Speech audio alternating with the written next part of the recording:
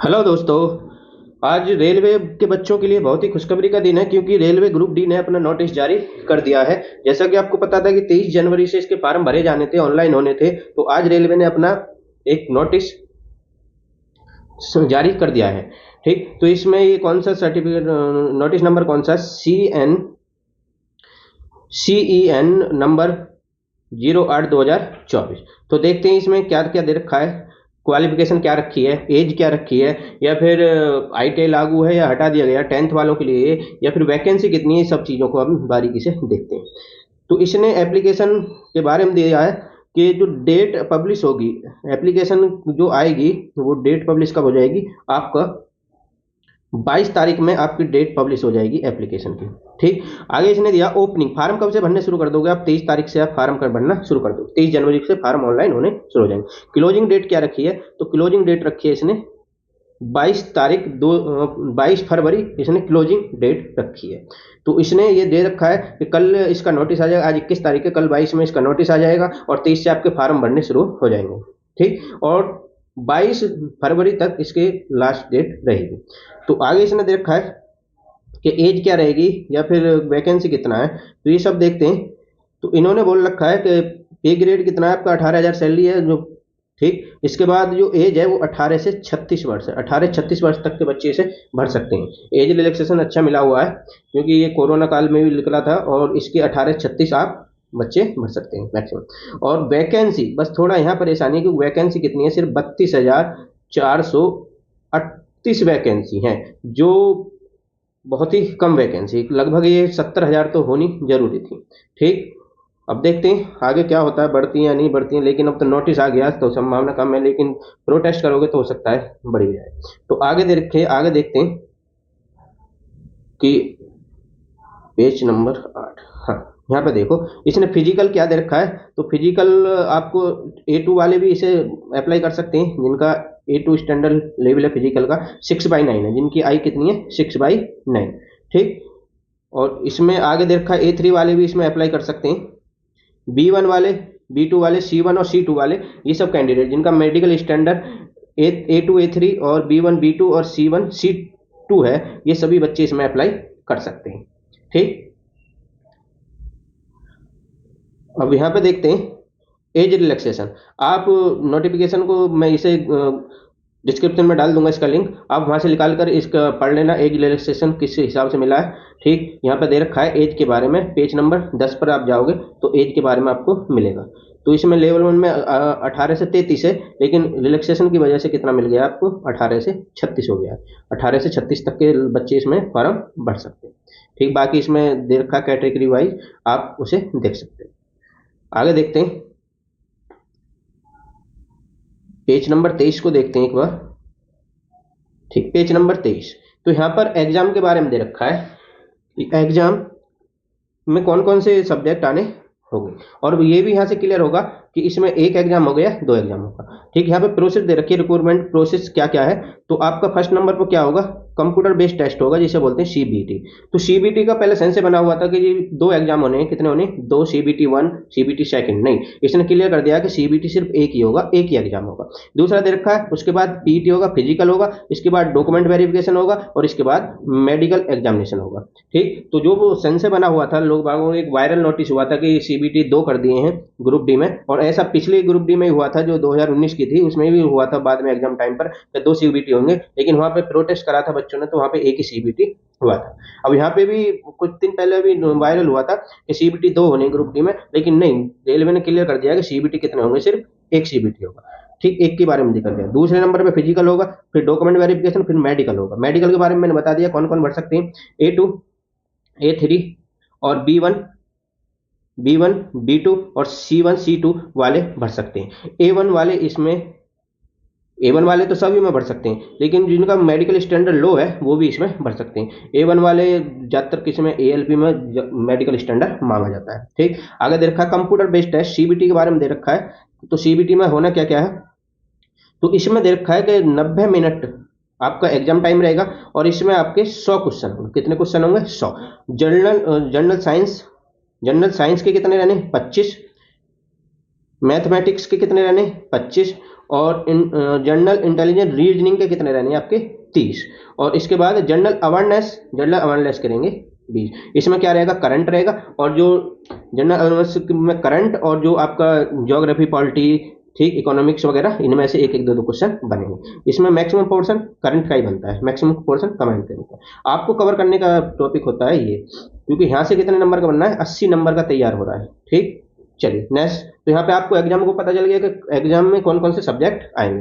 तो इसमें general science आनी है जो 25 नंबर की होगी, मैथमेटिक्स आना है 25 नंबर का, जनरल इंटेलिजेंट रीजनिंग आनी है 30 नंबर की, और जनरल अवेयरनेस आनी है जिसमें करंट और आपकी जी के जीएस होगी, तो वो कितनी आके आनी है, 20 नंबर। टोटल 100 क्वेश्चन होंगे 90 मिनट में। ठीक, आगे इसमें दे रखा है मिनिमम परसेंटेज, मतलब कितना होना चाहिए इतने नंबर। नेगेटिव मार्किंग भी है, कितना है, नेगेटिव मार्किंग रहती है रेलवे के हर पेपर में 1/3 की नेगेटिव मार्किंग होती है। यदि आपका एक क्वेश्चन गलत हुआ तो 1/3 आपका नंबर काट लिया जाएगा। ठीक, मिनिमम परसेंटेज मार्क्स रखे इन्होंने कि यूआर 40% तो होना ही होना चाहिए, ईडब्ल्यूएस 40%, ओबीसी 30%, एससी 30% और एसटी 30%। मतलब इससे नीचे नंबर ला रहे हो आप तो मेरिट के लिए कंसीडर भी नहीं किए जाओगे। ठीक, वैसे ही ऑटोमेटिकली फेल हो जाओगे आप। ठीक, इसके बाद आप देख लोगे कि मैथ में कौन कौन से सब्जेक्ट आ रहे हैं। तो मैथमेटिक्स में इसने दे रखे हैं कि नंबर सिस्टम आ रहा है, बोर्ड मास आ रहा है, decimal, fraction, LCM, HCF, ratio, preparation, percentage और mensuration, time and work, time and distance, simple and compound interest, ये सब इसने चैप्टर दे रखे हैं। आप नोटिफिकेशन में से निकाल के इन सभी चैप्टरों को एक तरफ लिख लो और इनका आज से तैयारी शुरू कर दो। ठीक, और इसके बाद जनरल इंटेलिजेंस रीजनिंग में दे रखे हैं सारे टॉपिक, इन्हीं से आएगा, जो भी आएगा इन्हीं से आना है। ठीक, रीजनिंग के टॉपिक ये मैथ के ऊपर टॉपिक है। ठीक, इसके बाद जनरल साइंस में क्या क्या आना है। जनरल साइंस ये पिछली बार 2019 की ग्रुप डी की भर्ती में बहुत ज्यादा भूमिका निभाई थी जनरल साइंस ने, क्योंकि सगरा ही खेल बदल दिया था, सब एनसीईआरटी डाल दिया था। इसने दे रखा था syllabus under this cell cover physics आना है, केमिस्ट्री आना है, और लाइफ साइंस जो जीव विज्ञान, और कौन सा आना, 10th स्टैंडर्ड वाला आना है। 10th स्टैंडर्ड कौन सा, सीबीएसई, कौन सा, सीबीएसई पैटर्न बेस्ड आपका 10th स्टैंडर्ड आएगा। क्या आएगा, फिजिक्स आएगी, केमिस्ट्री आएगी और बायोलॉजी। ठीक, 10वीं क्लास से ऊपर नहीं आएगा, 10वीं क्लास तक आएगा, और सीबीएसई जो एनसीईआरटी सीबीएसई उससे बेस्ड आपका आएगा। ठीक, इसके बाद दे रखा है जनरल अवेयरनेस जो आपका 20 नंबर करेगा, कितने करेगा, 20 नंबर, ये आपका 25 नंबर करेगा। और ये रीजनिंग जो था, रीजनिंग आपका कितने करेगा, मैथ तो इसमें 25 नंबर का था, मैथ रहना 25 नंबर का, और रीजनिंग भी कितने की रहनी है, 30 नंबर की। इसके बाद बात करें जनरल साइंस की, ये 25 नंबर की रहेगी, और जनरल अवेयरनेस की बात करें तो ये 20 नंबर की। जनरल अवेयरनेस में देख रहे हैं, जनरल अवेयरनेस में साइंस एंड टेक्नोलॉजी होएगा। ठीक, स्पोर्ट्स से आएगा, साइंस एंड टेक्नोलॉजी, स्पोर्ट्स, इसमें करंट के ज्यादा बनते हैं, स्पोर्ट, कल्चर, स्ट्रेटेजी के ज्यादा बनती है। ठीक, और आगे इकोनॉमिक्स, पॉलिटी और अदर जो भी सब्जेक्ट हैं सब ये किस में आएंगे, जनरल अवेयरनेस में आएंगे। ठीक, इसके बाद क्या होगा आपका, सीबीईटी के बाद होगा पीईटी, मतलब फिजिकल टेस्ट होगा आपका। तो फिजिकल टेस्ट में देख लेते हैं, जो मेल कैंडिडेट हैं फिजिकल टेस्ट में मेल कैंडिडेट, ठीक, तो उसमें आपको 35 किलोग्राम वेट, ठीक, कितना चलना है, 100 मीटर चलना है 2 मिनट के अंदर। मतलब 2 मिनट में आपको 35 केजी वेट उठाकर कितना जाना है, 100 मीटर जाना है।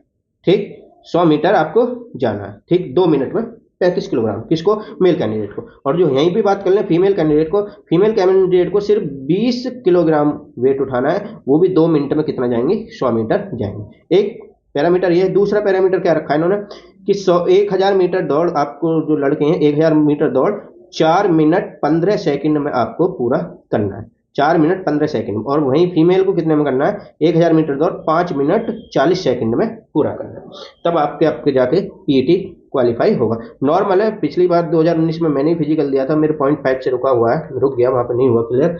तो कोई इतना हार्ड नहीं होता, आसानी से फिजिकल पास हो जाता है। ठीक, तो ये दे हो गया फिजिकल के बारे में। ठीक, और इसमें जो मिलेगा वेट उठाने में, यहाँ पे डाउट होता है कि जी क्या चांस मिलेगा अगर वेट गिर गया या क्या हुआ। तो दौड़ते वक्त यदि वेट गिर जाता है, ठीक, उठाते में अगर ये परेशानी हो जाती है तो कोई दिक्कत नहीं है, लेकिन दौड़ते वक्त अगर गिर गया तो आप डिस्क्वालीफाई हो जाओगे, क्योंकि इसने दे रखा 1 चांस, क्या है, एक बार चांस मिलेगा। अगर एक बार गिर जाता है तो आपको डिस्क्वालीफाई हो जाओगे। ठीक, नेक्स्ट पीईटी के बारे में आपने देख लिया।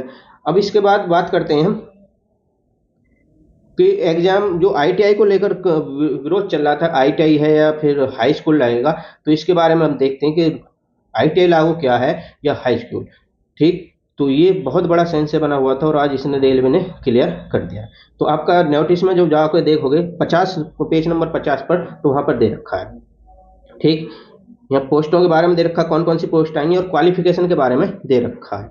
तो यहाँ पे क्वालिफिकेशन देखना, ये जितनी भी पोस्ट हैं सब टेक्निकल पोस्ट हैं, जितनी भी हैं ये सब टेक्निकल पोस्ट हैं। और यहाँ पे क्वालिफिकेशन, मिनिमम एजुकेशन क्वालिफिकेशन क्या रखा है, तो इन्होंने रखा है, जूम कर देता हूँ देख लीजिए।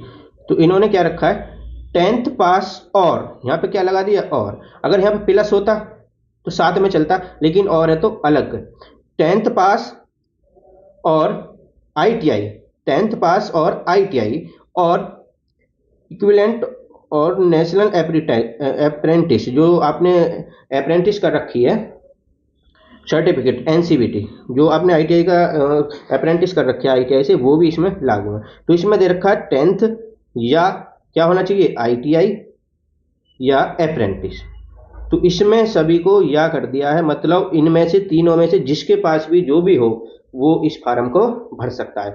अभी थोड़े कुछ दिन पहले नोटिस निकला था कि 10th प्लस आईटीआई, जो 2019 के बाद की वैकेंसी होंगी उनमें 10th प्लस आईटीआई होना जरूरी है, मतलब हाई स्कूल के साथ साथ आईटीआई का भी होना जरूरी है। लेकिन अभी 10-5 दिन पहले ही एक रेलवे ने नोटिस निकाला था जिसमें कह दिया था कि या तो हाई स्कूल हो या आईटीआई हो या फिर दोनों हो तो भी बच्चा फार्म भर सकता है। अब आईटीआई की जो स्पेशलिटी थी यहाँ पे वो क्या कर दी है, खत्म कर दी है। इस सब वैकेंसियों पे यही खेला करा है जो आईटीआई वाले बच्चों के साथ कुछ धोखा हुआ है, बहुत ज़्यादा धोखा है। क्योंकि 2019 के बाद इन्होंने नोटिस जारी कर दिया था कि हम आगे जो वैकेंसी निकालेंगे वो ज़्यादातर 80% वैकेंसी आईटीआई से निकालेंगे, और ये ही यहाँ पर बहुत बड़ा गलती हुई है। ठीक, तो यहाँ पर आईटीआई लागू होना था, लेकिन रेलवे ने अभी 10-5 दिन पहले नोटिस निकालकर आईटीआई को खत्म कर दिया है। मतलब आईटीआई वाले तो भरेंगे, लेकिन हाई स्कूल को भी पूरी पोस्टों पे अलाउ कर दिया है। ठीक, ऐसी अगली जो दे रखी है इसमें 14 पोस्ट तक है, कितनी है, 14, 8 तक उसमें है, और बाकी जो 14 पोस्ट तक इसमें दे रखा है। तो सब पे क्या लागू है, सब पे आपका हाई स्कूल और आईटीआई, हाई स्कूल हो या आईटीआई हो या अप्रेंटिस हो, सब बच्चे सभी वैकेंसी पर लागू हो। ठीक, तो ये क्वालिफिकेशन को लेकर जो संशय चल रहा था, जो विद्रोह चल रहा था, तो वो सब इसने रेलवे ने आज क्लियर कर दिया है। ठीक, इसके बाद वैकेंसी देखते हैं कि वैकेंसी है कितनी। तो वैकेंसी तो टोटल कितनी थी, वही 32,000 है, लेकिन जोन वाइज वैकेंसी रेलवे ने जारी कर दी है। दे रखा है डब्लू, वेस्टर्न मुंबई में कितना दे रखा है आपका, वेस्टर्न मुंबई में टोटल वैकेंसी कितना है, तो यहाँ पे जो टोटल वैकेंसी है वो कितना, 46,7200 वैकेंसी है, 46,7200 वैकेंसी। ठीक, इसमें सारी पोस्ट दे रखी हैं, 14 पोस्ट है, 14 पोस्ट की कैटेगरी वाइज डिवाइड किया हुआ है, और टोटल वैकेंसी कितनी है, 4642 वैकेंसी। ठीक, आगे दे रखी है जयपुर की वैकेंसी की बात कर लेते हैं। तो जयपुर में टोटल वैकेंसी कितनी है, 1433। ठीक, सभी 14 पोस्ट दे रखी हैं, उनकी सारी वैकेंसी दे रखी हैं। ठीक, आप यहाँ से देख लो कि ओबीसी जनरल में कितना है, मैं या फिर इस पर अलग वीडियो बना दूंगा हर जोन की कि इसमें कितनी वैकेंसी है। आगे दे रखा है आपका हुबली, हुबली जो बेंगलोर में आता है, तो हुबली में कितना दे रखा है, हुबली में बहुत ही कम वैकेंसी है, 503 वैकेंसी। तो हुबली जो आपका बेंगलोर में आता है उसमें कितनी वैकेंसी दी है, 503 वैकेंसी। ठीक, आगे जोन है जबलपुर, तो जबलपुर में कितना वैकेंसी है, ठीक, तो जबलपुर में आपका वैकेंसी दे रखा है 1614 वैकेंसी है, टोटल 14 पोस्ट है, आप उसमें देख लोगे अपनी कैटेगरी की वाइज। ठीक, इसके बाद भुवनेश्वर, भुवनेश्वर में कितना दिया है, 964। इसी प्रकार से मैं इसे आगे डिस्क्रिप्शन में डाल दूंगा नोटिस को, आप वहां से निकाल सकते हो और हर जोन की वैकेंसी को आप देख लोगे। ठीक, मुझे अभी तक इसमें सबसे ज़्यादा नज़र आया सिर्फ वेस्टर्न मुंबई में नज़र आया, जहां पर लगभग 4600 के आसपास वैकेंसी है। इसके बाद इसमें मुंबई, सेंट्रल मुंबई में भी 3244 वैकेंसी है, तो यहाँ पे भी काफ़ी है 3244। ठीक, ऐसे ही आप देख लेना। बाकी अभी मैं कुछ देर में निकाल दूंगा। गुवाहाटी में भी अच्छा वैकेंसी आया, गुवाहाटी में कितना आया, 2048 वैकेंसी, अच्छा खासा वैकेंसी है गुवाहाटी में भी। ठीक, बाकी तो सब में 1,500 या फिर यहाँ पे भी अच्छा वैकेंसी है। चेन्नई में भी कितना, 2694 वैकेंसी दिया हुआ है। तो परसों से आपका वैकेंसी, हाँ नॉर्थ रेलवे जो आपका दिल्ली वाला रीजन है, तो उसमें सबसे ज़्यादा वैकेंसी है, 4785 वैकेंसी यहाँ पर आपकी। ठीक, बाकी में 1337 और यहाँ पर 964 भुवनेश्वर में। ठीक, और 1614 जबलपुर में, और आपका 503 हुबली में। ठीक, इसके ऊपर मैंने सबका बता दिया है। ठीक, थैंक यू। ज़्यादा से ज़्यादा वीडियो को शेयर कर, ज़्यादा से ज़्यादा लोगों को पता चले। ठीक, और वैकेंसी की टेबल मैं अगली वीडियो में जारी कर दूंगा। थैंक यू, धन्यवाद।